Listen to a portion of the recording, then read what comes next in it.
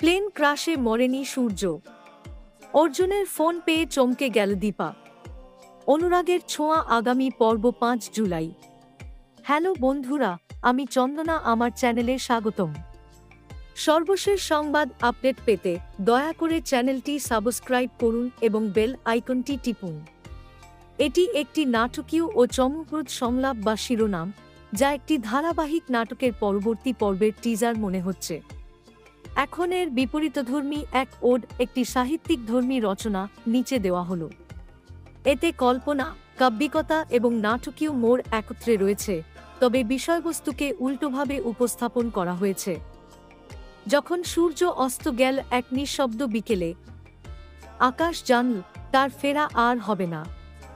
না কোনো গর্জন, না কোনো বিস্ফোরণ, শুধু নিস্তব্ধ এক স্বস্তি, চিরন্তন বিদায়। অর্জুন আর ফোন করেনি, তার নীরবতা ছিল দীপার কাছে চেনা, খুব পূর্ণ। সে জানত কিছু না বলার মাঝেই লুকিয়ে থাকে হাজারো না বলা গল্প। দীপা চমকে যায়নি। সে ধীরে ধীরে হাঁটছিল একা, যেখানে অনুরাগ নেই, নেই ছোঁয়া, শুধু বেদনার অনুরণন। প্লেন ওঠেনি আকাশে, বাতাসে ছিল না কোনো উত্তাপ। সূর্যের ডানা ভেঙে পড়েনি, কারণ সে তো কখনই উড়েনি।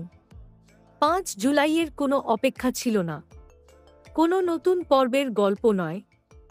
এই গল্পটা থেমে গিয়েছিল সেই দিন, যেদিন সময়ও মুখ ফিরিয়েছিল।